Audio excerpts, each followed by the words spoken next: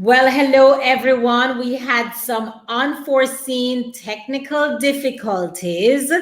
Thank you for those of you who are messaging me. I'm going to send a note now in the chat to let you know that yes, we're on live and direct.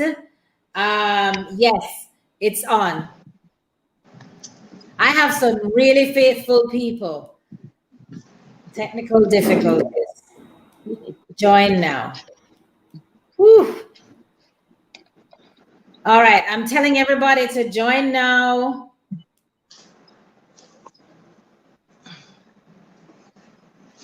All right, thanks for joining, Yvonne. Let me tell them we're on, Sandra, before I actually start this whole thing. Thank you for making it. Hi there. Thank you. Oh. Let me tell you, technical difficulties with, thank you, Lorna. Oh, thank you, Dee. Lovely. I didn't want us to miss this. Let me tell everybody, join now. Had technical difficulties, but we're ready. All right. Whew. Man, let me tell you, this technical difficulty thing will get us every time, right? And if you're like yes, but me, we say never give up. Never. Giving up is not an option. Hi, everybody. Happy Sunday. Hello from Atlanta. Atlanta is in the house. Thank you. Canada is in the house. Jamaica is in the house. Sandra is in the house. Marsha-Ann is in the house. And God is in the center of everything. What? We have no choice but to do very well. Thank you all for joining. This has been prayed up, prayed through, and it's so important. I can't even tell you the nail-biting moments that we just had a while ago, but literally in the nick of time. So we're not going to waste any time at all this evening. Sandra, thank you so much for giving us your time. Thank you for joining us. And to our faithful Real Talk attendees, thank you very much. For those of you who are joining for the first time, and I want to give a shout out to her. When you have faithful people, I'm going to give a shout out to Lorna, who I believe dubs perfect attendance. She sits in the front row. She sits in the front row and she takes the register for me, right? But I want to be able to say that thank you so much for knowing my timing well enough for her to say she really was wondering if everything was okay, because at 6 o'clock we didn't go active, right? My other perfect attendance lady just joined. Cheryl Chin Pottinger just joined in. She says, welcome back, Sandra. And so I want to get down into the meat of why I have invited Sandra to come back. And I want to say that this is one incredible woman who I love with the bones and the marrow in my bones.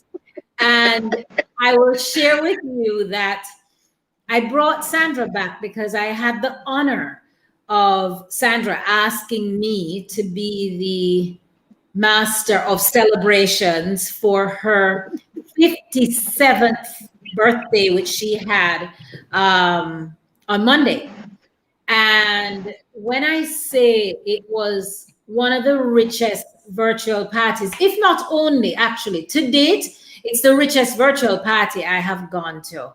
And I believe a lot of that for me really was about how many friends that Sandra actually had on. But I'm not just talking about friends that people you acquire along life's journey, but I'm talking about friends from primary school, a whole host of people from high school, and a Zoom party that if she would confess, I will allow her to confess. The party started at what time again, Sandra? 8 p.m. sharp. And let Sandra know what time the party ended. About 12:30 a.m. And when I say it was a proper celebration. And I believe what I took away, what was very, very poignant for me, was Sandra's vote of thanks. And it led me to saying, I don't know how many of us on here feel like we've had a second chance on life. But for those of you who have never met Sandra before, I believe I want Sandra to be able to just give the genesis of why she is the way she is now, because we shouldn't assume those who are watching on the replay would not necessarily know your journey. But having God's grace and favor extended to her for really getting a chance to truly live life after battling and surviving cancer, her approach to living, her approach to loving, and her approach to forgiving, and her approach to really embracing, she said it best, that her intention is to squeeze everything out of life, how you squeeze out a bag juice. So those of us who are from any part of the world where you're accustomed to getting a bag juice, and you know when you finish with the bag juice, there's no evidence of what color syrup was in that bag. That is how she lives her life. And it's something that I want her to talk to us about. So for those of you who are joining Real Talk for the very first time, I want to say welcome. What is Real Talk? Real Talk has been created out of a pure passion to ensure that I can create this space where I can engage, encourage, empower, and educate, especially women, to ensure that we live a life of purpose, with great peace, and enriched with prosperity. And so I handpick each guest that I have on Real Talk with the view, with one mission. God, if you can use me and our guest and this community to help one person, let us use it in that platform. Real Talk would not be possible without the encouragement and the faithfulness and the recognition of every single solitary. Like Dion is on here. She's in the front row as well. Never miss an episode yet. That's faithfulness and that's encouragement, right? And so my goal is never to look, like a friend of mine said recently, never look at the numbers, never look at the matrix. And I've never been one to look at numbers or matrix. I am here to say, what can we impart today that can help all of us to live a richer life? So Sandra Samuels, I should be reading your bio. That's the official thing to do, right? And if anybody knows anything about Sandra, you would know that she's a fierce entrepreneur. Sandra started doing things when others couldn't, things like branching off on her own, leaving, having been made, would we say that revisions were made to being with Air Jamaica, and she decided to branch off in a field, and she remains, as her bio says, that she's an esthetician and barber, which she was not before in her previous job. Most importantly, she's an entrepreneur. She's the managing director of the over 26-year Totally Male Limited, the only business in the entire Caribbean that caters to the aesthetics and grooming needs of men only, catered by women only. She speaks of being a very proud graduate, for those of you who may be watching live or the replay, of Queens High School and Immaculate Conception. But also, I'm going to fast forward to her involvement. She's been past president of the Rotary Club of St. Andrew. She's a member of the management committee of Hart College of Beauty Services. She's been a long-standing motivational speaker. She actually went on the Reach to Recovery International Conference in Beijing, China, on thriving after breast cancer.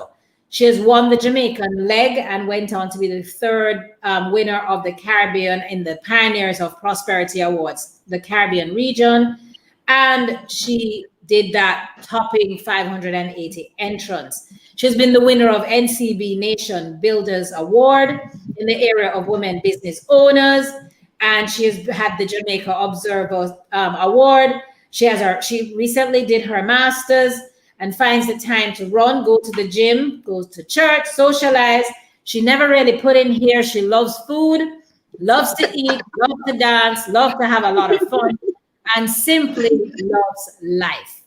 And so her plate is full. I know of a lot of things that she does behind the scenes, charitable efforts that she doesn't need the fanfare for. And in life, the word tells you that when you're doing, you can do it privately. The whole world Right. doesn't know. So, Sandra, thank you for joining us this evening. And we want to hear from you. The title of today is Today's All That We Have. And the mission should be that we should live fully and we're meant to make an impact. Talk to us. Okay, so as you alluded to, my intention or my intentional way of living came about in the year 1999. Well, from I know myself, I've always been a people person. I've always loved life. But when you're growing up as a child, you're under the direction of your parents or parent, depending on our guardian, depending on who you were brought up with. Now, myself and my mother are the total opposites. Wonderful people, but we're the total opposites. But I've always had an entrepreneurial spirit. My mother is the total opposite.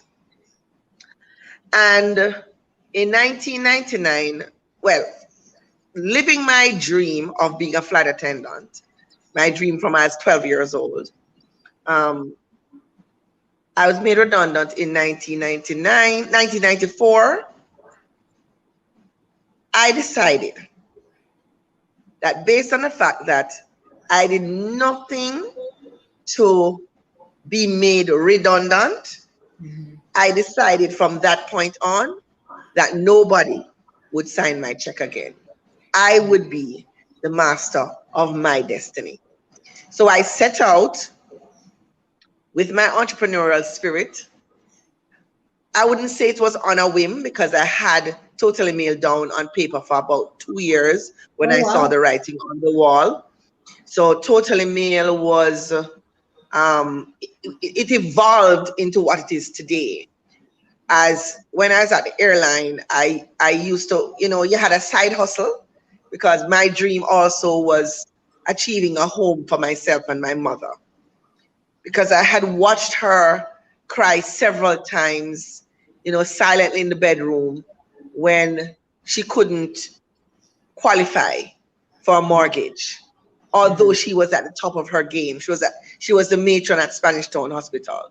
So I was focused. I mean, focus is an understatement, really, because when she said university, I said no, because in my mind, in my young teenage mind, that would have taken too much time. And I knew I had that spirit, that push, that drive to achieve in spite of education. That was my thinking back then, my young mind. And so I started on that entrepreneurial journey. And when I did my feasibility study, to say, okay, when opening up our men's store, people were saying that males didn't shop every day and so forth and so on. And so when I looked around, and I used to work a lot in first class, and the men that come through the airport, the airline, sitting in first class, they were well put together, clean, sharp. And I said, who is managing the grooming needs of men in Jamaica? And then I looked around. They were just barbershops, really. Nobody was really focusing on, grooming needs. And I decided, okay, guys go to the barber every day. So I said, okay, I'll put the clothes in the front and the people would have to walk through the clothes to go to the salon area. And that's really how I started. That was the concept. Once I get you in, I could get you to buy clothes. So the salon section of my business really was just to pull people in, which now became my mainstay because it was really a needed service for the males of Jamaica. And so after 5 years in business, fast forward to 1999, I was diagnosed with breast cancer. Now, up to that point, as I said, I was driven. I had tunnel vision. I was focused. I was a workaholic. You couldn't get me home before 11 o'clock at night, 10:30, 11 o'clock at night. No was like, if I couldn't tell a customer no, because I thought if I missed that dollar, the world was going to end. If I took a vacation, the building was going to drop down before I came back. And so breast cancer happened. And I'm an only child. I am an only child for my mom. I have no siblings to say, well, turn to my sibling and say, help me here. My mother was retired at the time, so that's not something that she could have taken over. Mm-hmm. But let me tell you, Marsha-Ann, in that moment, when I had that flash of what's going to happen now, how is my business going to run? Who is going to run my business? People came out of the woodwork. I mean, I had Cassada, which was my girlfriend, who I had as my HR director at Totally Mail. But my customers stepped forward. I would call them customers and friends, but because my customers are so involved in Totally Mail, they really have an ownership of Totally Mail. So they came to me. I didn't even have to go to anybody. But whilst I was in the hospital thinking about, I could have died, I don't have to be here, and if I died, life would have still gone on, I made a deal with God. I said, God, if you make me survive this, I will survive. I will serve you with every bone in my body. I will listen to you. I will follow your guidance. I will follow your lead. And the drive to achieve financial wealth somehow was no longer important. Mm-hmm. What became important was quality of life. Mm-hmm. Quality of life, and I suddenly became aware of my dash. 1964 to what is that going to mean when I leave this earth? And so God had put persons in my space to run Totally Mail for the time that I was, call it, out of service. And it ran without me. And so I developed a confidence that made me know it's not about just getting up, going to work every day, earning. It's about the difference you make in people's lives. It's about the quality of your life. It's about the legacy you leave behind, because that's all you really have. Mm-hmm. Because when I thought about, okay, if I were to die at that point, what would have been my story? I owned and operated a business. I worked at Air Jamaica. I worked at IGL. What would have been my story? Whose lives have I impacted, really? What is my legacy? What was my legacy? I didn't really see much of a footprint to leave behind. And so I set out determined to leave a footprint, because really and truly, that's all we can leave. Mm-hmm. The house, the land, the car, it's only the effects that you have on the people that are in your space. Mm-hmm. That's the only legacy really that you have. That awareness came to me. Mm-hmm. So that's the only thing you really have to leave behind. How have I infected and affected the persons in my space? I started reading a lot of self-help books, and I started to go in search of two things. Who am I really? what makes me happy, and what is life really about. So I read a lot of self-help books. Oprah became my go-to person because she, to me, had this level of confidence that I found extremely attractive.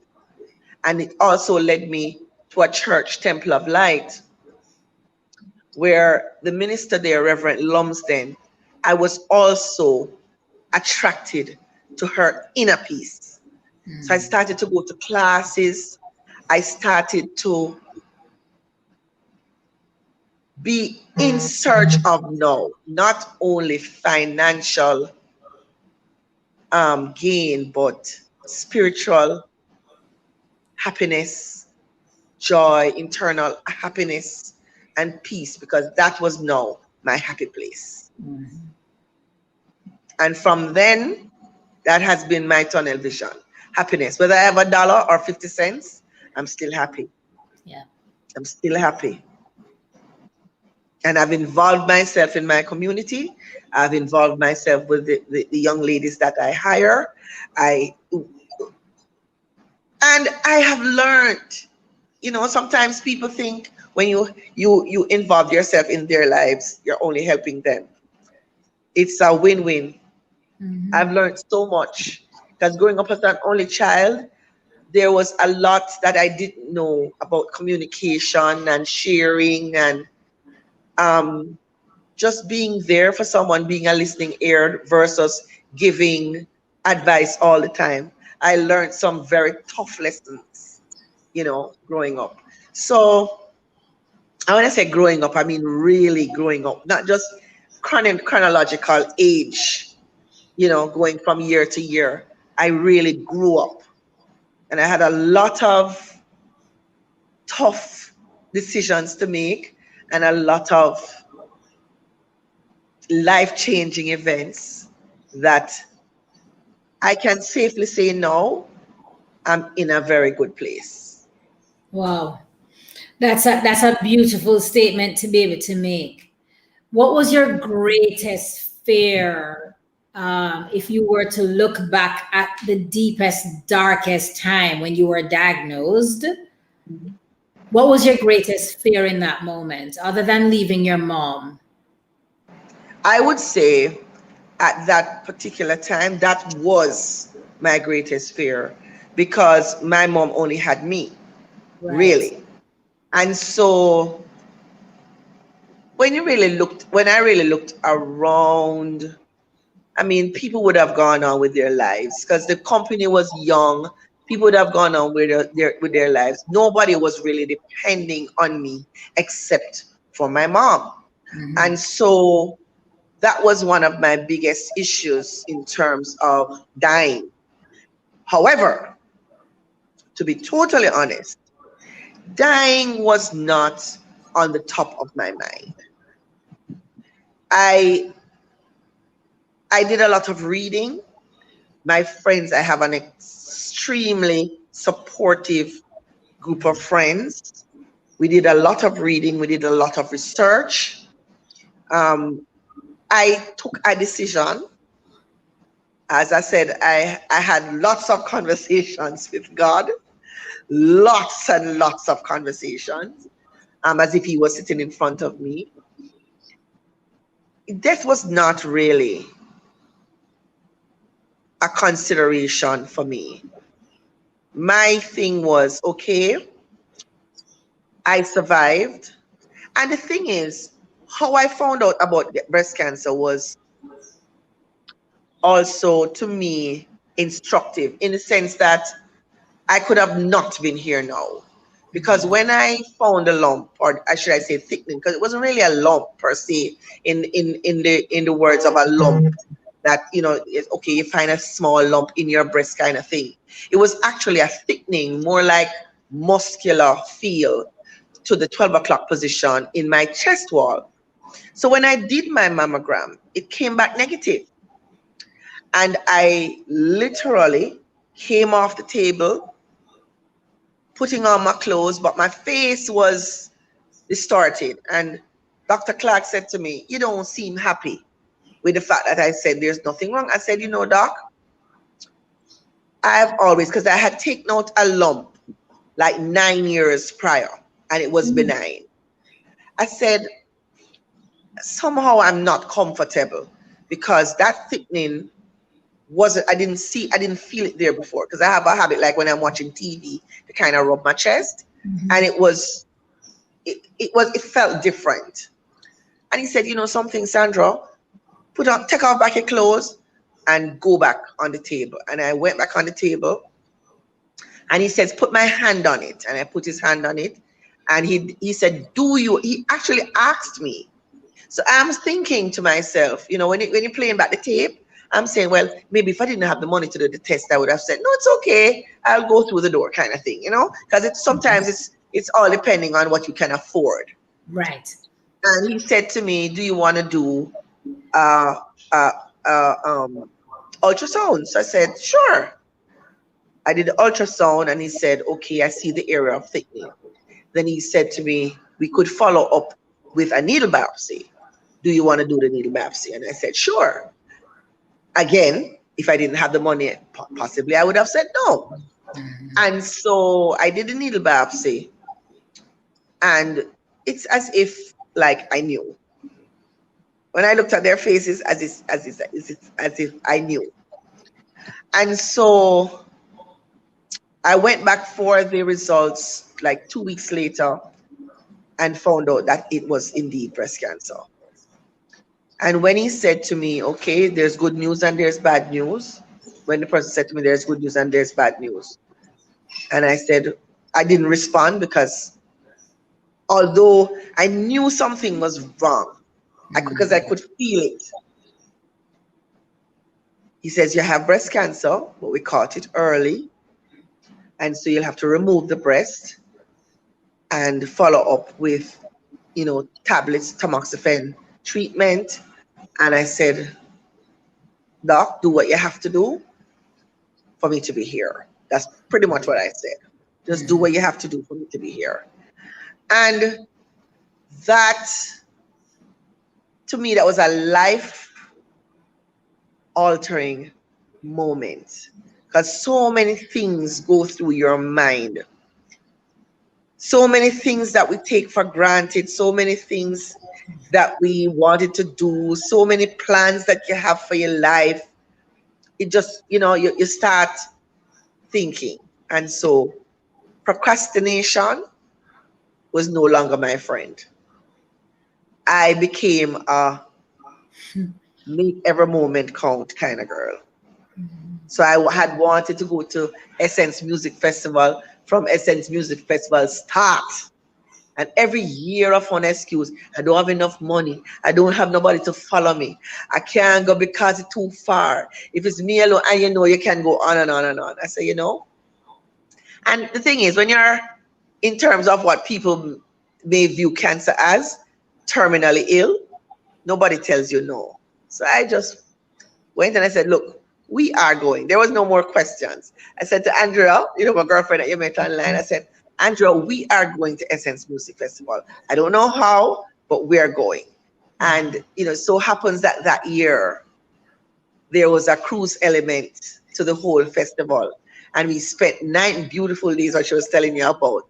9 fantastic days. I mean, I can't even tell you how beautiful. But it was also a life. It's like you came to that place where you say, it's not that difficult to do what you want. It really just requires planning. But there's so many times when we stand in our way through procrastination. And that's really because we don't have that drive to say, just do it. And that's because we have so many options. We think we have so many options. We think we have so many hours, so many days, so many months, so many years. But I'm operating from a point that I could have died. I'm on my second life because I could have missed it. I could have got up off of that table. I could have not followed my internal, my belly feeling and just come off the table and just go through the door, which more than likely I would have met my demise, because more than likely it would have, um, you know, gone on to maybe a stage 3 or a stage 4 by the time I went back the following year. So I am working with the hand that I've been dealt, which is, I spared your life. What are you going to do with the life that you were spared? I can't waste it because I don't know what tomorrow brings. Yesterday is gone, can't get it back. Tomorrow may never come. So really and truly, all we have is now, right now, this minute, not even an hour from now we have. Because you don't know, you never know. People have heart attacks, people have strokes, people have moments where they just lose their mind. And to me, that is one of the worst illnesses, where you don't even know where you are. So we have to, I think many of us don't sit down and really think about the gift of life. We take breathing for granted, even during COVID. And COVID is such a wake up call for so many people. And yet, still, persons are going along their day to day, taking life so lightly. I don't understand. I really don't. Because what more wake up call do you really need? But sometimes it is, used to. And some people are sometimes even afraid of happiness. I think there's a fear of really achieving what you really want out of life. In many instances, many persons, which I am almost, I don't want to say intolerant, because that would be um, not understanding. I'm impatient. That's the word. I'm impatient with persons who have been given so many opportunities or such grace, and is not understanding, based on whether it's background, the ability to understand, the the the acknowledgement of the gift, the just the mere, how precious the moments that we have are. We waste so much time. We waste So much time. so much time on, I don't want to say frivolities, not in terms of things that we do, but frivolities in the sense that we quarrel and nitpick, trying to change people, trying to be like somebody else, trying to achieve financial wealth. And I'm not saying financial wealth is bad. I love comfort just like everybody else. But sometimes we make it the end all and be all.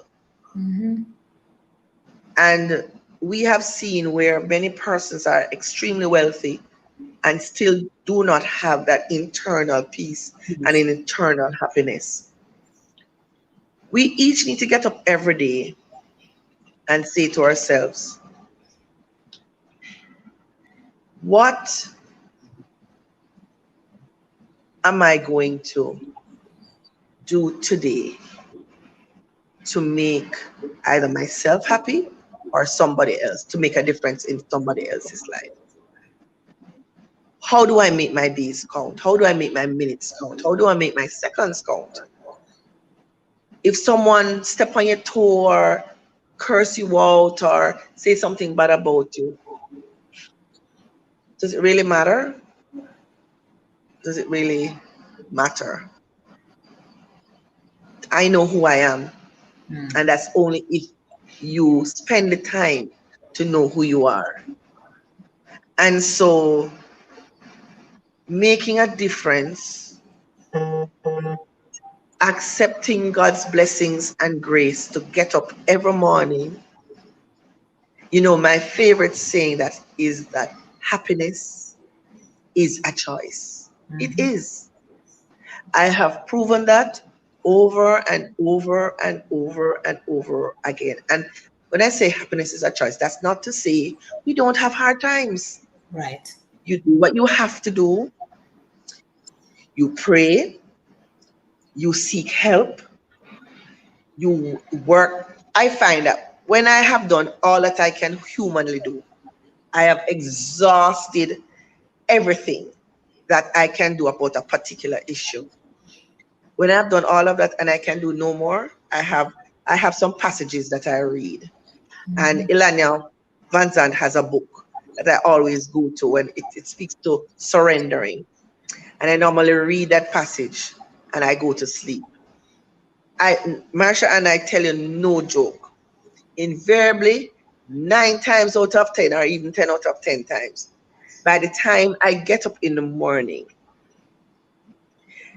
I'm not going to tell you that the problem is solved, but some thought, somebody, something, some opportunity, something happens that shifts that moment into some form of resolution. Either I find a way to find the money, or I remember some money that I had, or I go to the bank and I discuss it with my business banker, and the outcome is favorable. But many times we don't do what we have to do out of fear. Fear is a dream killer. Fear is a life killer. Fear can suck the happiness out of your body. And depression is real. I'm Gemini, so there's no gray area. It's either black or white.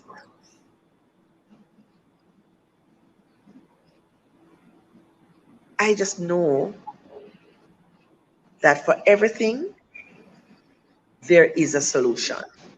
There is. And God is at the center of everything, no matter what. No matter what. But I don't think about death. I think about what I'm doing with my dash. What Right. can I do with my dash? My next, as I said, I told you on my Zoom party, my next stage of life, because now I'm past the border, I'm past the 50% border. Let's say I am working with the three scores and 10. 10. I'm now at 57, Yes. right?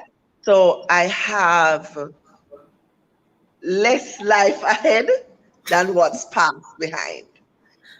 So even if I live to 100, I still have less than half, Right. right? So I'm looking around and say, okay, I have pretty much done my bucket list. Because as I said, I am like a fiend when it comes to getting stuff that I want to do done. I have I have maybe one thing on my bucket list that I really would like to do. But if I don't do it, it's no biggie. But I have done my bucket list. So now, and my primary focus is country, Jamaica. How can I make an impact? This is apart from my social work that I do through whether it's personal, totally male, or Rotary. How can I make an impact? And so my next role is Justice of the Peace.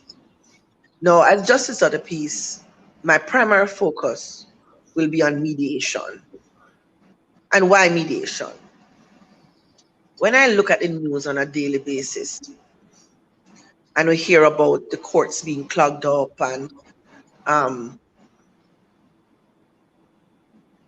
it's just murder after murder, stabbings, shootings. I'm just saying, in my own small way, because I think I do a fairly good job at my office. I have read a lot, and I plan to do the dispute resolution course because listening is an art. Listening is listen be able to be a mediator is not, it's not easy because we tend to put our emotions in it. So you have to be trained. And so I want to be in a position where if I can even save one situation, because we can't think about multiples. Right. You have to start with one. We have to start with one. And so that's where my focus is now. I hope to make an impact in that area. I hope to see the crime rate and the at least the understanding rate go down. If persons could only understand themselves and to be very selfish, this is the only time where I think selfishness matters. Be very selfish about their own goals and their own happiness. And so anybody who comes into your space, and this is the only time I'll use the word intolerant. I am intolerant of persons who come in my space to make it uncomfortable. I'm not, I'm intolerant of persons who are not here to uplift, to expand, to appreciate, and to share. That's a decision that I've taken for myself. And so these are some of the things that I want to do in the balance. Let's call it the balance of Right. my time. It's a Um, decision. and that's a very vital decision. I think what you're meaning a while ago with your intolerance as well is that you've just put boundaries in place that you no longer negotiate. Absolutely. Yeah. Yes. Yeah. Along my journey, and we have discussed this, along my journey, as I said, I am reading. And when I say reading people, because I know many people out there are like me who don't really like reading. I invest in audiobooks. And with the audiobooks, you can listen, you can replay, you can listen again and replay and listen again because I am very, my attention span is very limited. Right. So I really appreciate audiobooks because it has allowed me to expand my mind without actually reading the page. Because as soon as I read 2 pages, I fall asleep. It all depends. Right. But mostly growing up, my attention span is very limited. And so I know that many persons don't read because we learn differently. That's another thing that we don't understand as even some of the teachers. Everybody learns differently. Some are auditory, some are visually, some are tactile. I learned that through my trainer course. So you have to know how you learn. Nobody is, unless you have a learning disability, nobody's really unable to learn. It's just your learning style is different.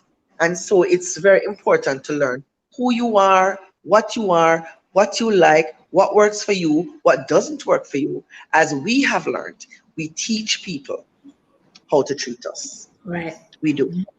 We teach people how to treat us and what we accept from persons. And in many times we are enablers as well. And we have to own that. We're enablers in the sense that people do things and we don't call them out on it. Right. And we walk around it and we skirt around it and it gets from bad to worse. And before you know it, they're making you feel bad about yourself. Just stop it. At some stage in your life, and I know it comes with age. It comes with age and it comes with confidence. But it Maturity. also comes it Yeah. comes with maturity, but it Maturity. also comes, Marsha, and it also comes with a choice. True. True. It comes with a choice to be happy. Mm-hmm. It comes with a choice to be happy. It comes with a choice to have a quality of life that you want for yourself. Mm-hmm. Yeah, that's key. Yes, I, that is I key. yeah, that's key. I mean, and there are things that are just non-negotiable. Non-negotiable. We have spoken in the past, and it's something that you also alluded to, and I believe it's pertinent to say it because the topic is, for those of you who have just joined, welcome. So happy to have you here. I want to acknowledge some of the comments as well. You know, Cheryl says that in life we have to learn to choose our battles wisely because Yeah, oftentimes we major in the minors. Deborah says, you absolutely. know, sometimes we're unable to see something, shut down the world and still be bitter and angry to others. Listen, we have to choose joy because at the end of the day, anything that's going to erode that happiness and erode that joy, we must understand that this is where the control comes in. We have to choose Absolutely. ourselves first.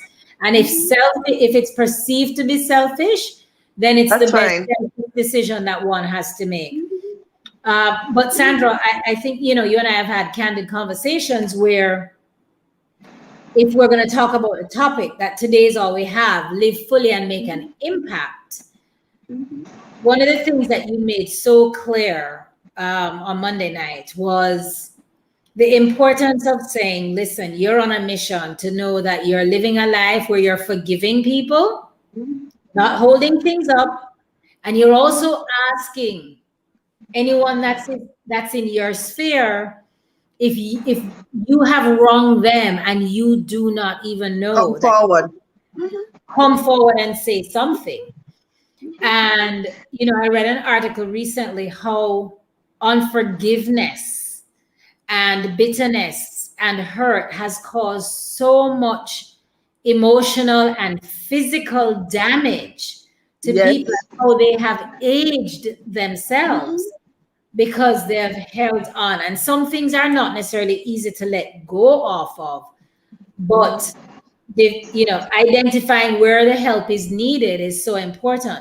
So you spoke about that, and you spoke about that candidly, that you know, life And is too and and although I spoke about it candidly, it's an area of my life that I've done a lot of work on. right.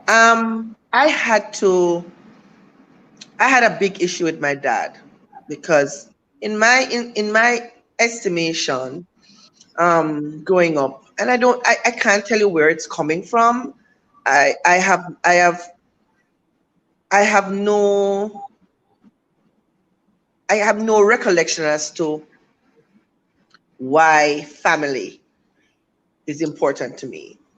Maybe just I just love the because I'm a loving person. I just probably feel I like a unit. Some Mhm. people have not grown up with their dad and they're happy about it. Not happy, but okay with it. Mhm. For some reason, I struggled with it. When I say struggle, Marsha, and I mean struggle. Um, and even when breast cancer happened, I'm not sure if I had said it to you. In the back of my mind, and I think I said it maybe only once, and I'm going to say it on your program. When I was having that tug and war with dad, and why he don't want to come and look for me, and it's not like he was away somewhere. He was right here in Jamaica, lived in Mandeville. He just didn't have a relationship with me the way I wanted it. Put it that way.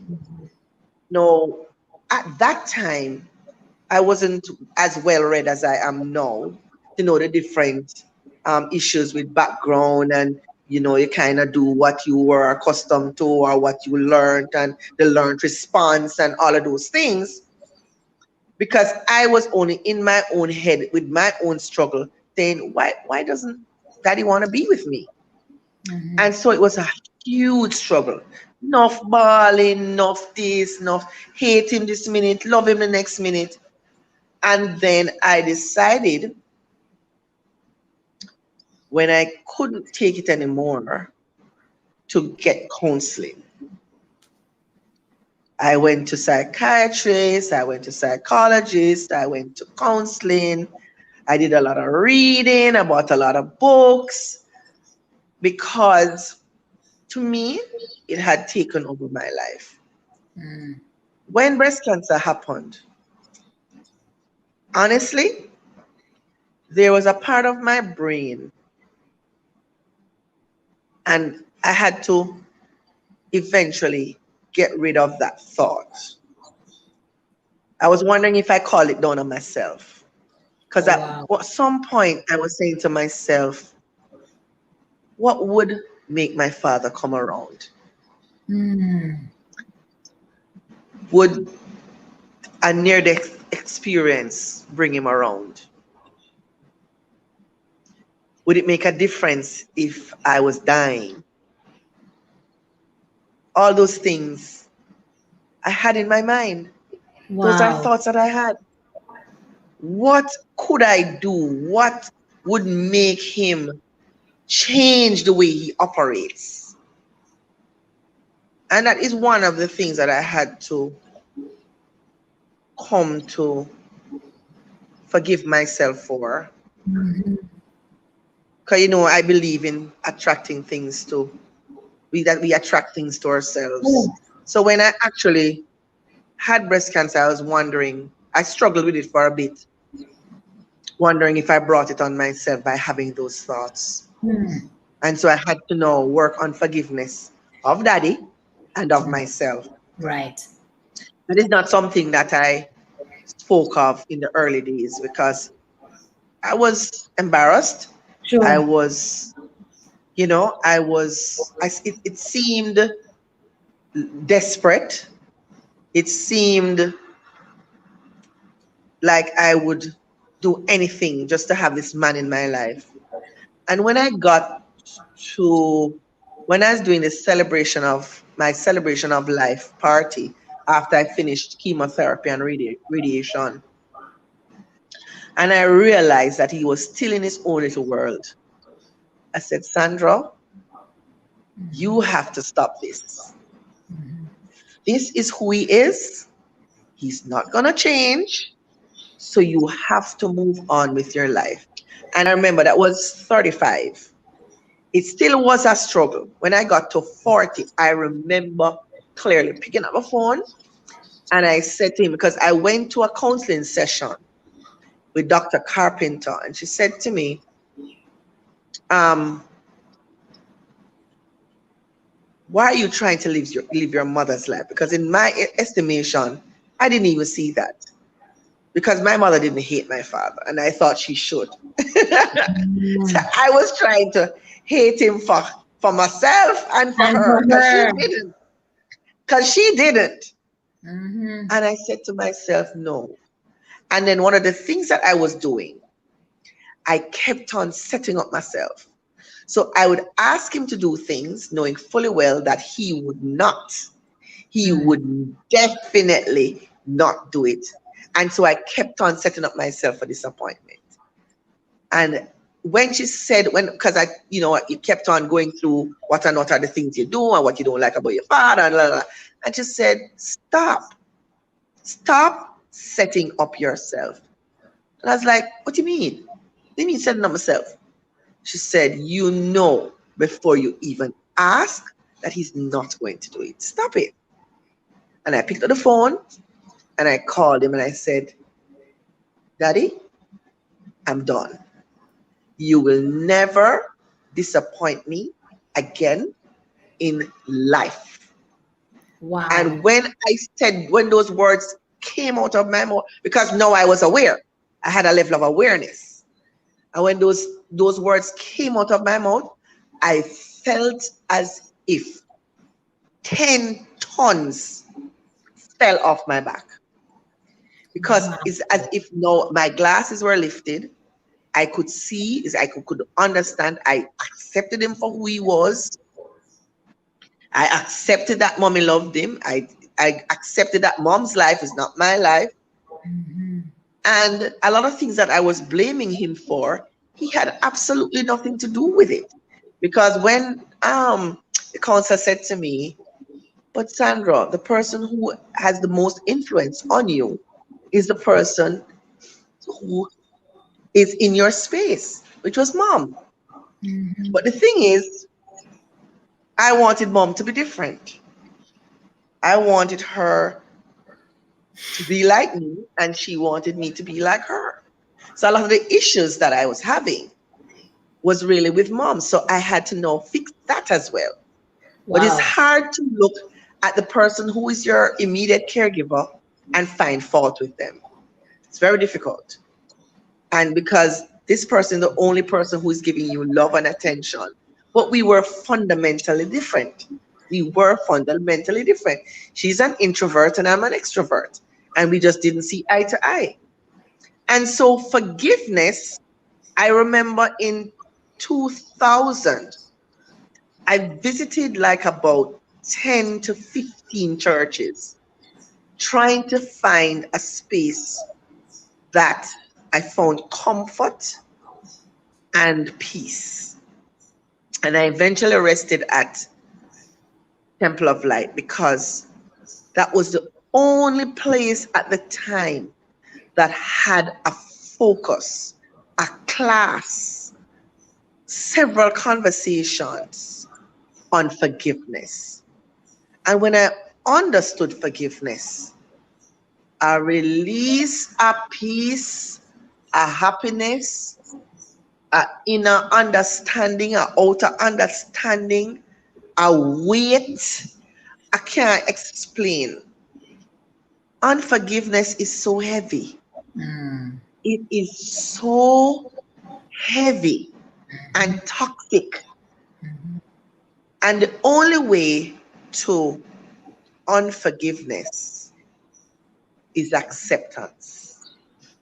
I accepted mom, I accepted myself, and I accepted dad. That's not to say I, you, when you accept somebody, you don't have to stay in the space. Right. That's not required.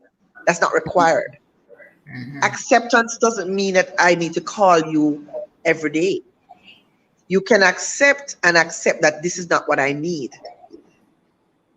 Yes? I don't need this for myself. It doesn't serve me. And because that's why you have to know yourself. Because if it's not serving you, then you have to do what serves you. You know, Sandra, it sounds like you could definitely teach the class on forgiveness. So give us your greatest understanding. You said you really found it then when you went to Temple of Light, you actually did the classes, you began to understand and appreciate the inner peace. If you were to describe today, now that you have gotten to where you are, because you have even grown that much more and you have had other reasons to forgive others along the way since then. When you're saying forgiveness is important, what are the keys if you were to help? Let us assume we don't get a chance to go to counseling tomorrow. Tell us, tell us what we need to hear. If you were to give us two nuggets, what are they in reference to forgiveness? Acceptance. We are preoccupied with changing people. I got married and I was separated within the year. And persons can't understand why I'm not angry, with my husband or my ex-husband. The truth is, I chose him. And so I had to fix things within me. I was someone at the time who thought my job was to fix. I'm no longer that person. Right. Only person I can fix is me. And so my acceptance of him being who he is, not necessarily a bad person, but not a person for me, gives me freedom because I'm not responsible for who he is and how he treated me.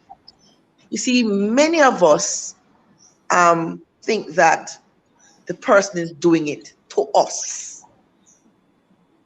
We don't stand back. Even when somebody does something outrageous, I say, boy, the person does wicked stuff. You're just wicked. Stand back. Just for a moment.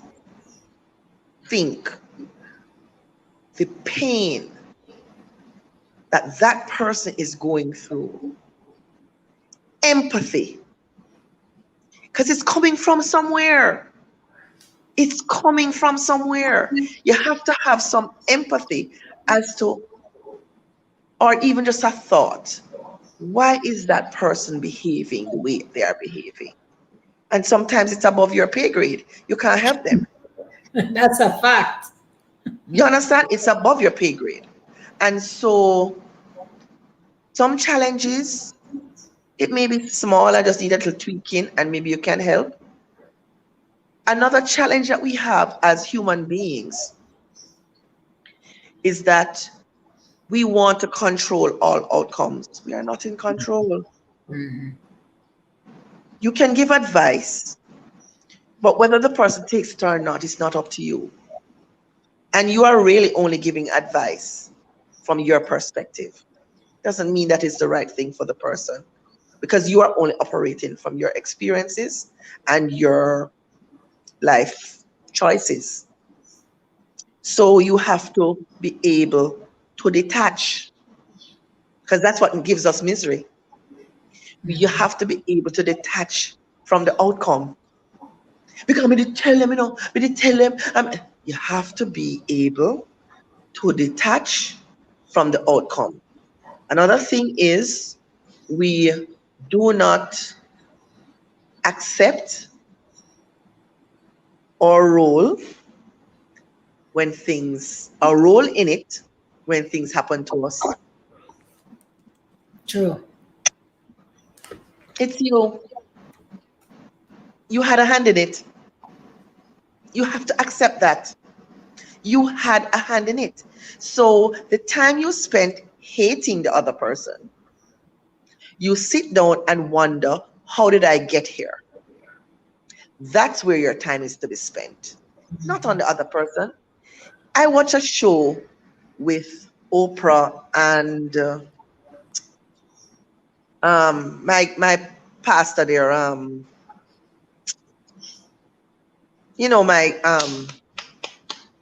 very dynamic pastor that she's always with, Oh, TD. TD Jakes. Mm-hmm. They did a program on forgiveness. You had persons in their 70s, 60s, 50s holding on to things from they were 6 and 7. The person that they have the thing with dead and gone, and they still have it up. Mm-hmm. No, that is unprogressive. It is a waste of your time and energy. You have to find a space or help Mm-hmm. to be able to move on. Mm-hmm. Because not only are you having an issue with that person, even if they're alive, the person that you're upset with 9 times out of 10 is living their best life and don't even remember the incident or don't care to Right. remember the incident. And you have it up in your heart and making yourself sick and toxic, and they have moved on. Mm-hmm. What is your role in that? Mm-hmm. Forgive yourself quickly. So I've learned that I'm not perfect. I'm not aiming for perfection. I'm aiming for happiness. So I forgive myself quickly. I ask for forgiveness. This is who I am. I may not meet your requirements, and I can't meet everybody's requirements. But what I can promise you is that every day I get up, my intention is to become a better person. That I can promise you. Every day I get up with an intention to be better. And so those are my nuggets. Do not try to control the outcome. Learn that you cannot control people, can't control another person. Listen to hear, not to respond. Try to love unconditionally. No, that's a biggie. Loving unconditionally, I have not been able to master. So that is something now that I'm working on myself, because I realize that I do love conditionally. That if you don't love me, I don't love you. That's it. But then I realize that I can like you, but I don't have to be in your space because maybe you're not good for me. So that's another thing. But forgiveness is something that you have to forgive self and you have to forgive the other person and understand that the person that you are dealing with or you have an issue with is on their own journey. Also learned another nugget, that everyone has their own agenda. When you understand that everybody is really operating from themselves and their own perspective, and that everybody has their own agenda for themselves, then you understand that sometimes it's required to step away. Sometimes it involves you. Sometimes it doesn't. So, what is your agenda and what does it entail? These are some of the questions that we have to ask for ourselves. It's much easier to point the finger.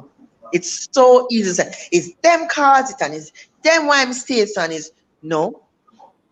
I find accepting my flaws, my faults, my shortcomings, my issues, my challenges, and sometimes you have to ask persons around you who are closest to you, what is some of the things that I do that really is upsetting to your spirit? Because sometimes you're living with yourself, you don't even realize. Because a bad habit, like my lack of on time performance. I don't know why I do it, but I plan to get to the bottom of it. But I'm trying to do better. I am. It's a work in progress. But those are some of the things. Self-acceptance. Don't make nobody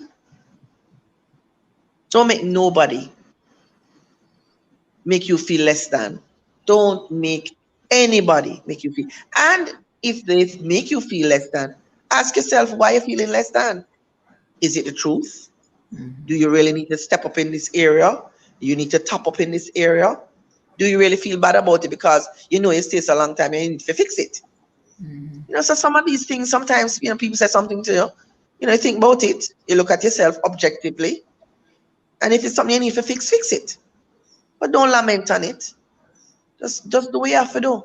Just have an intention every day, and better meaning you're better, don't mean somebody else better. Right. How do I feel about myself? Right. What do I want for myself? What are my goals for myself? Correct. And then so the village that you have supports your vision for yourself. But acceptance, man. Acceptance, freeing it, subtle. Acceptance is one of those things, because when you don't accept, man, your role, you don't accept your role, you'll always be blaming somebody else. Always. When it's not the next person, it's the devil. No, it's you. It's you. So you need to shift. There's something in you that needs to shift. But it's your mindset, the way you operate, what you accept from people, how you show up on a daily basis. Something needs to change. Wow. Yes. You have given us listen, the comments in the chat, I couldn't even acknowledge them at the time. And some of the YouTube channel names I don't know offhand, but your openness about your daddy issues really helped a lot tonight as well, because so many are able to relate to having daddy issues, and how, just being able to let go, like picking up the phone when you turn 40 to say to him, you have no control I'm over done. me anymore. Yeah, You're done. I'm It took done. 40 years, but once you did it, you said everything changed, I right? still I still do counseling from time to time, and that's only because sometimes you reach a plateau and you're still seeing something showing up, and you want to speak to someone who is knowledgeable about what you're going through. I know persons have issues with psychiatrists and psychologists, and they think it's only persons who are mentally unwell. It's But the truth is, so far if from you the are truth. suffering, if you are suffering, you are mentally unwell. But you don't even have to wait to suffer, because that's when it's tipping the scale. Exactly. Sometimes Exactly. you just need that And neutral so, person. yeah, exactly. And so if you are not achieving the happiness goal for yourself, then seek the knowledge. Seek what's bothering you, what's behind the issues. Because, I mean, many times I speak to my psychiatrist or my psychologist, and they bring out certain things, and it shows up to you as something else. But when they pick your brain and they go back and they, as they call it, they peel the onion and they peel it back, and it goes all the way back from way back when, Yeah. and you thought you had let it go. Somebody tell you say your nose big, and from that you have a nose complex.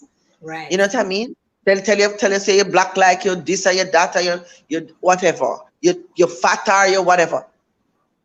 Some people never get over those things because we Correct. think we can do it on our own.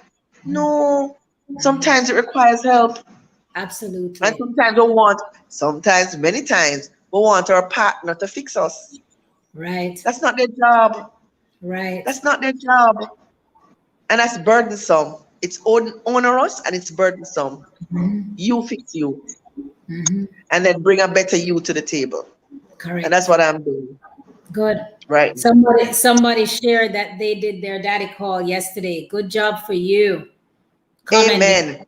Commendations to you. Absolutely. Yeah, commendations. Um, some of the other comments, really just come right back to you saying somebody else saw that TD Jakes thing on forgiveness. And if it's the same episode I remember, it's very important because I think you alluded to that about a gallon capacity, where he said Right. That so same often, program. yeah, we We have believe gallon worth of love, and we are seeking it from the pint person. It's not gonna they happen. don't have the He ability. doesn't have he or she does not have the capacity to fill your needs in terms of love. And remember now, everybody have a different love language. Mine Correct. is affirmation. You see that like the other night on my birthday party when everybody tell me how them love me, Lord Jesus, you couldn't hold me for the rest of the week. I was floating. No amount of money, things, nothing, nothing could have improved on that. Just You know, hearing how people feel about you right, gave me wings. right. I'm more it when me alive, not when I lying down in no coffin somewhere. Where you And can't hear that's it. why these celebrations are important. Right. So that you hear from your village. So you have a little benchmark of where you stand. And if you're not doing nothing, you need to step up your game. If you're not where you want to be, step up your game. You know, it's all about self actualization. It's such a wonderful thing. And as I spoke, I did a Q&A's talk. I talked at a Q&A's about, just the whole managing business and challenges and stuff. I spoke about, and I like every opportunity that I get. I like to bring it up because so many people are unaware that they're not even living their own lives. So many of us are living our parents' life, our brother life, our guardian's life, and we're unhappy. Not that you're not earning, not that you don't have your car, your house, but our vocation, the vocation that you'd rather be doing something else. You go to work and you're tired, your brain tired, you're physically tired because you're not getting anything out of it. It's not too late for change, you know. It's never too late to change. Yes, you did the daddy thing and you became the doctor or the nurse or the whomever. But you really and truly are an artist by heart. You're a singer by heart. Doesn't mean you can't do it as a sideline until it can earn you enough money to do it full time. But we need to grasp life. I can't say it enough. Just grab life with both hands because tomorrow may never come. Just grab it. Just hold on to it. Just say to yourself, spend some time with self. And that's why our me times, like I don't work on a Thursday. And I say, don't call me for nothing on a Thursday. If there's a fire, call the fireman because I'm not a fireman, right? Thursday is my me day. I do my hair, I do my nails, I probably go and get a massage, or I drive to the country, or I go check a friend, or I just do nothing. I sleep, or I read a book. Thursday is my me day. Not everybody has that luxury because they have families. But if it's even 2 hours after they put the kids to bed, take a 2 hours for yourself. Set a bath, you know, go to a spa, take a massage, go do your hair, go do your nails. What is your sweet spot? What gives you that pick up and go? What is it that no matter what's happening, that thing just gives you that joy? You know, it's so important that we feed our souls because one cannot pour from an empty vessel. You cannot. You have nothing to give. I hear a lot of people, I don't have the time because the children and my husband and the business. What are you giving to them? What are you leaving for yourself? And when you get sick, they still have to cope. The business still have to run. The children them still have to go to school and grow up and become who they have to be. What are you doing for you?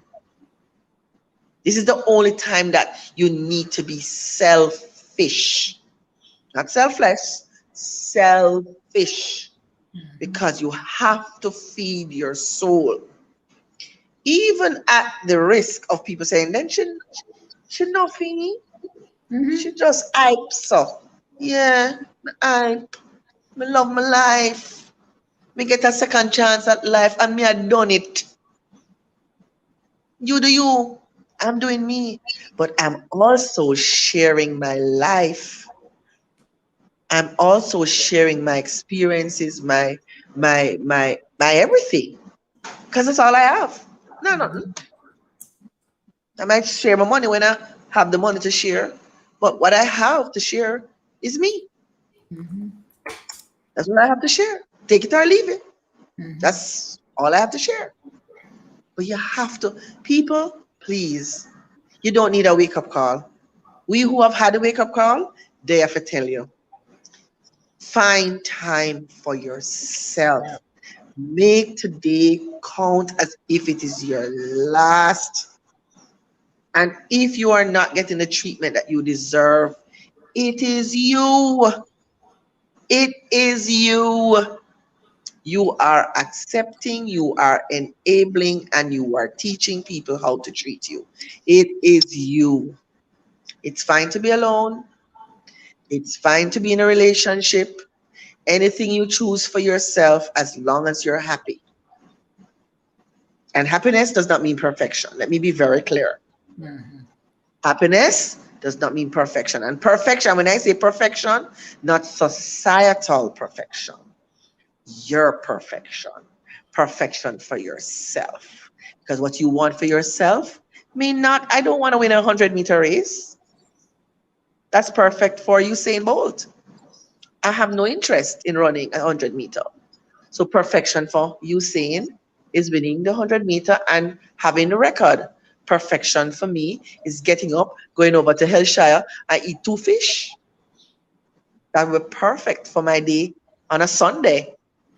Perfection would be knowing that I have integrity, and that people can trust me and people that can depend on me, and that I'm there as a source of light or inspiration. That's perfection for me. It may not come with a dollar amount. Perfection for some people may mean having a massive business or whatever. Everybody has their own benchmark. Right. Do not be cornered. I was saying to a friend of mine as well that before COVID happened, to be honest, COVID came at a time. The only impact I would say for me that COVID had on me negatively is financial. Before COVID happened, I wanted so much to slow down. I wanted to slow down so badly because I was just going, going, going, going, going.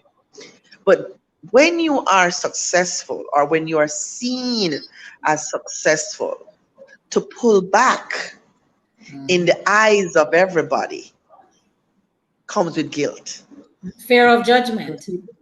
Fear of judgment, you feel guilty, you feel like you're missing out, you feel like you're not doing enough. What happens if I can't afford the house that I'm living in now? And then when COVID happened, the world stopped. And so I was able to slow down and even stop without the guilt. And so I feel a reset. I feel a reset. I feel a reset. I feel a reset that could not have happened under any other circumstances because the whole world is resetting. So I'm now able to go at a slower pace without the guilt and without the judgment. And even if I am not meeting the expectations of others, it's okay. I've also come to that realization because so many people have died, so many people's lives have changed, quote unquote successful businesses have closed. We're all on the same playing field. It's just what I realize is that a lot of it is an impression of what we think of others. What is success? Success is what how we view the next person. Oh, that person has a large house and a fancy car, and he's or she is wearing designer garments and they seem happy. So many people have been divorced, separated during COVID time. So what did I get? What are some of the lessons learned from COVID? That it's really a level playing field if you really think about it. Because everybody was vulnerable to the disease. Everybody was vulnerable to die. Money or no money. Everybody was, we all rely, it's all interconnected. If your business fail, it might mean that my business might fail. So when you look at somebody else and say, oh, I can do without that sector of people, or I can do this on my own. No, we are all connected. If I don't buy from Miss Lou can't feed fair children. If that other person is not open, I can't buy goods to service my business. If my business is not open, either they go elsewhere or whatever. It's all China shut down, US shut down, Europe shut down. We're all connected. So then why do we think, or why do some persons believe that they're better than others?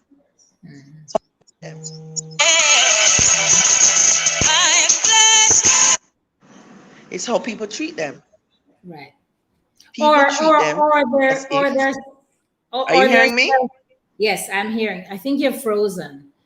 Or it's their self assessment. They believe they're better than others, but the I'm not unconscious. hearing you because a call kept on coming in, and now uh, you're gone very low. really, and you have I see I'm frozen. frozen. Yeah, you have. I'm frozen. I don't know how to come out. Not Hold sure. on. I'm going to give some nuggets because we're going to be I'm going to come out and come back in. okay. You're hearing me? I am hearing you. All In right, the I'm going to come out meantime, and I come have back to in. thank everybody for actually joining this evening. What an engaging session. I had some new people with us today. Make sure you take the time out to actually share the live, share the replay rather with others as well. So good to see some new folks. I've got to hail you up and thank you so much for making it tonight. We learned so much, didn't we? And I would love you to tell me what some of your takeaways have been from this session. Even just drop your comments in the chat. What was your biggest takeaway? What do you believe you gained the most? Give me that kind of insight. What kind of, what you gained the most from it. And Sandra, we can't thank you enough. You shared a lot. We got a lot. I know that watching the replay is going to be so helpful for many, and sharing it beyond now, share it within your community, share it with your friends. We spoke of forgiveness, the importance of forgiveness. We spoke about the importance of truly self acceptance. Yes, Lorna, this has been a very real talk. When you connect with Sandra, it's always a real talk. But yeah, we appreciate you going into the depth. And I believe a big part of what's important is also that we have to be open with one another. Yes. They're all women on here. And I find that sometimes we just put this cage around the truth. And when we share our truths, we help each other. Talia says you did a great job at listing some of the necessary steps for the healing process. Ashley said she came in late, but she was so encouraged and she's going to watch it from the very beginning. Acceptance, can't fix others. That's so profound. Unforgiveness. Shiloh Bible, I think you are who I think you are, and I'm so happy you're here. Unforgiveness is such a heavy burden to carry around. She carried hers around to the point that she ended up in the ER. See? Yeah. It will It's make us real. It's real. You unaware. know, yeah, we talk about it flippantly, but it's real. It is real. That weight, It's too heavy. it's way It's too heavy, heavy. and it stops you from doing what you are really here to do, because you operate now from that um place of what we call it damage. You're damaged. Mhm. Unforgiveness damages you. It does. It And will erode you.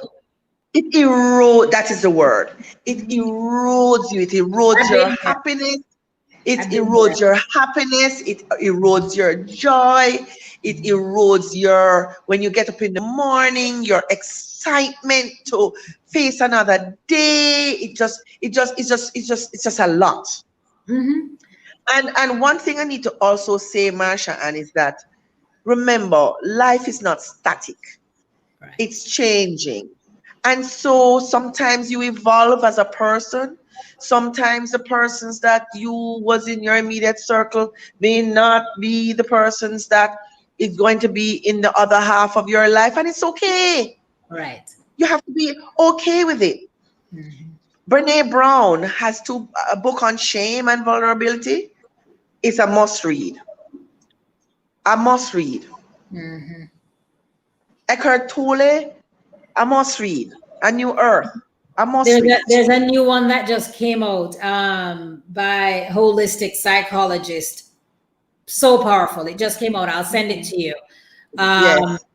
it's vital because it talks about healing your inner hurt and how to trace back Right. the root of what that hurt is, you know. I'm so glad Cheryl says that her takeaway from tonight is the importance of choosing joy. And by her nature, she's a very joyful person. But Right. she's got to take time to take care of herself. I know that as a fact. Yes. Yeah, take care of yourself. Show up as your best self, right? That's so Absolutely. important.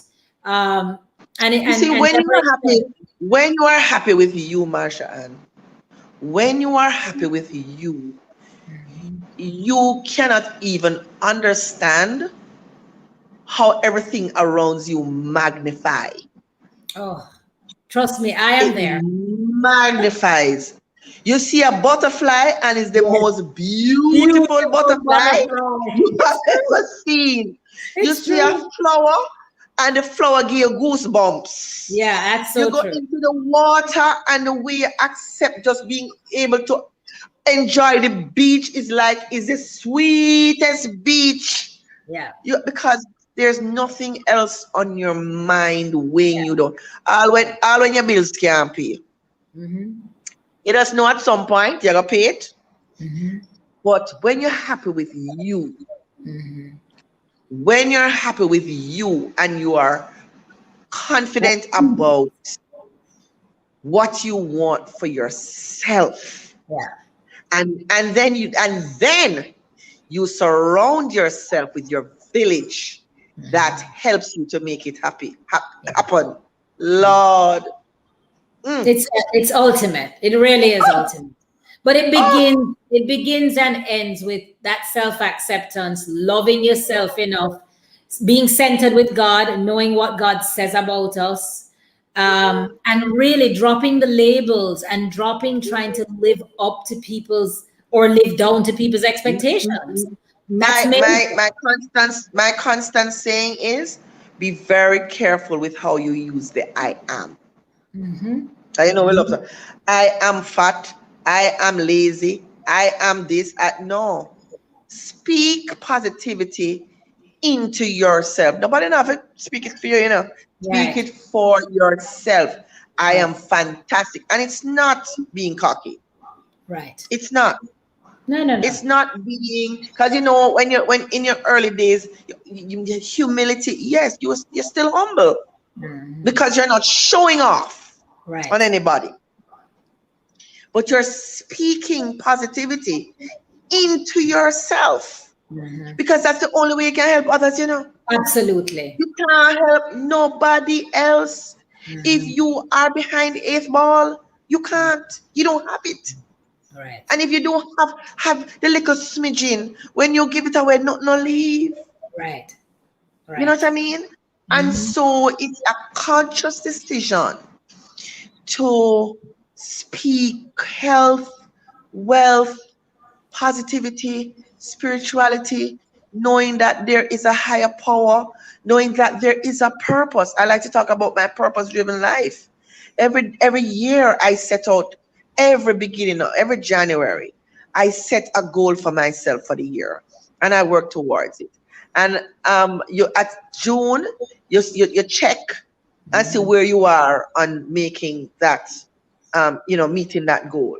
And if you're not meeting that goal by June, you have to press gas. Mhm.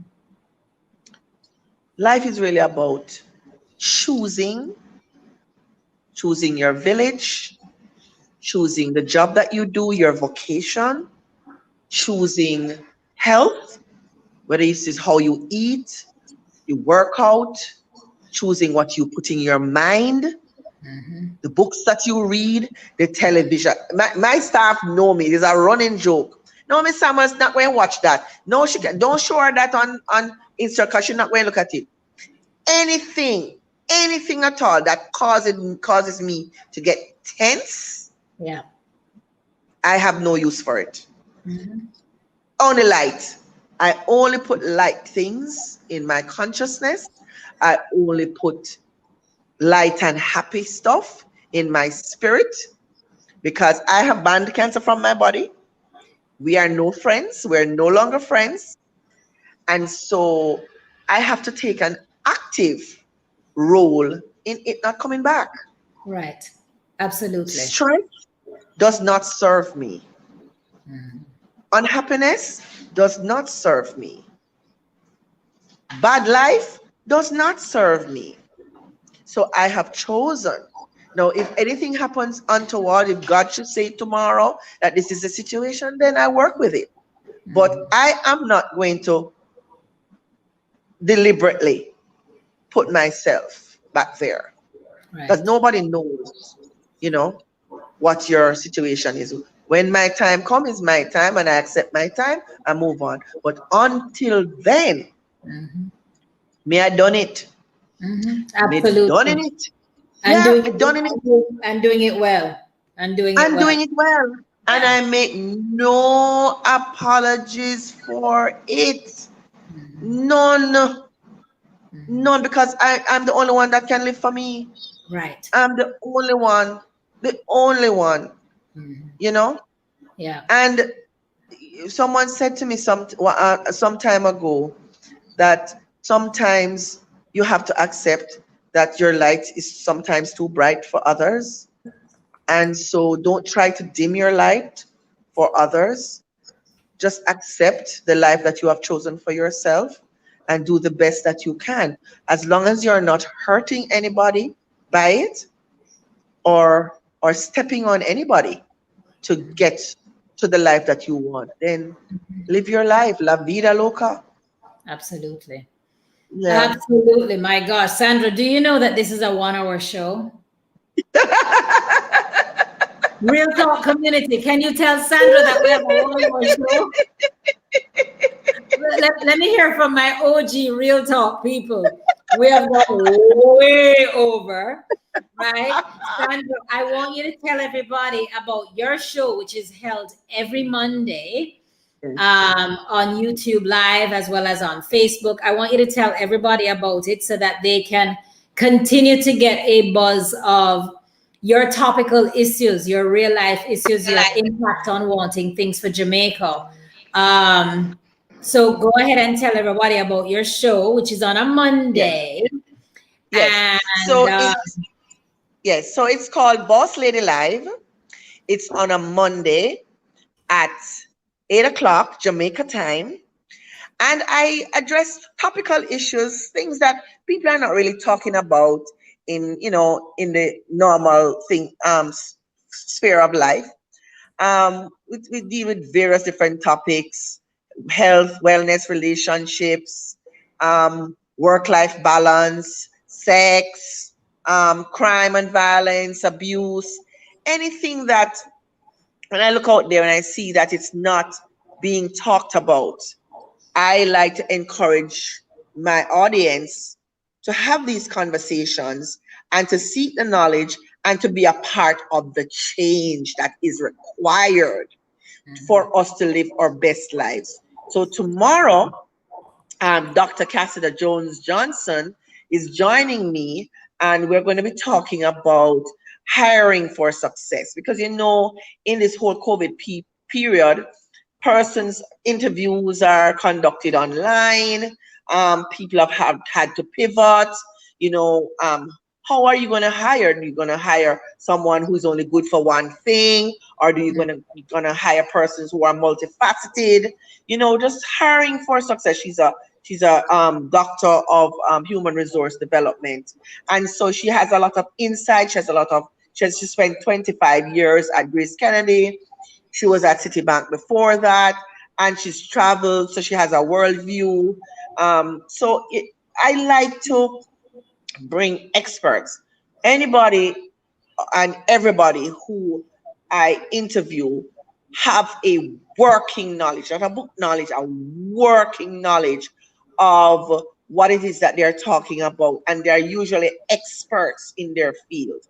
And I've had the so pleasure of being a I guest on like, your show. huh? I'm saying I've had the Yes, pleasure of being a guest on your show. absolutely. And so as I said, only the best is good enough for Boss Lady Live. And so it was my pleasure, to have you, of course. And as you know, we're kindred spirits as well. Yeah. And we Yeah. have the same vision and mission. for Jamaica, because ultimately, my goal is to the 2030 vision, which is Jamaica becoming a place where people want to raise their children, live, have their business, and just have a really very good, prosperous life. Jamaica is like the bomb diesel, only if we understood what we had. And so I'm using my forum, if it's even one person at a time, to just shed light on some of the things that we need to address, because there are several things that are good about Jamaica, but there are several things that we need to also improve about Jamaica. And so those are some of the things that I'm attacking. Good. You know? Good. So All tomorrow, right. 8 p.m., YouTube, www.youtube.com/The Totally Male. Or we're on Facebook Live, that's on Totally Male Spa, or on Samuels A. Sandra. I want to type that in. 8 p.m. Jamaica time. 8 p.m. Right. 8 p.m. Yes, every Monday that the Lord said. Good. Except last week Monday when I had my birthday back. Yes, which was a different vibe. And it was done live on YouTube, so everybody caught it. Exactly. Well, Sandra, thank you so very much. It's the first real talk that has gone for 1 hour and 40 minutes. Good Lord. First ever. And everybody is saying that they really appreciate it. To my newbies here, thank you so much for joining, for staying on for the whole episode. To my OGs, I love y'all so much. Guys, I did the math. I checked the calendar and listen. Real talk come next month. Real talk will be a year old. Wow. Y'all remember when we started? Congratulations. Yvonne is an OG on here. Yvonne has never, ever missed an episode either. Like never, ever. So thank you all so much for joining. Some of the names, I don't know your YouTube name, so you have to type it in the chat. So one says Gadsby. I'm mispronouncing that. I don't know that name. Shiloh Bible. Tell me your name because I know you. But I don't know the YouTube name. But guess what? Next week, Sunday, same time, 1 hour. I believe that Sandra is going to be a third time repeater when episode 3 or so starts. Because I want to dig deeper about your knowledge, Sandra, about what you see working in an all man's world, your connection with men, and the issues that they speak about. Hey, Keisha! Oh my gosh, Keisha, I'm so happy you're here. D, it's you. D is staying awake and D lives in the UK. Thank you very much. Talk about loyalty. But Sandra, I'm going to want you to definitely talk more about the issues with men that you identify with, things that you've been able to experience, the coaching that you've had to give men in your own scenario, and the dynamics of the man-woman kind of story. So absolutely. We're gonna do that probably in season 3. D stayed awake all this time. Oh, good Lord. I'll be more than happy to do so. Thank you. Oh, Keisha, I'm really happy you're here. All right, folks, this was lovely. Rich blessings. And I'm giving everybody a virtual hug. Sandra, thank you so much for being an amazing guest. You're welcome. And to my audience that stayed with us straight through, this was another episode of Real Talk, a space where we engage, encourage, empower, and educate one another. And my mission is to ensure that we live our lives on purpose with peace and prosperity. Until next time. See you then. Mitzi, you're coming to Jamaica. You have to hook up with me when you get here. Have a beautiful night, everyone. God bless. Take care. Bye. Sandra, stay on. Bye.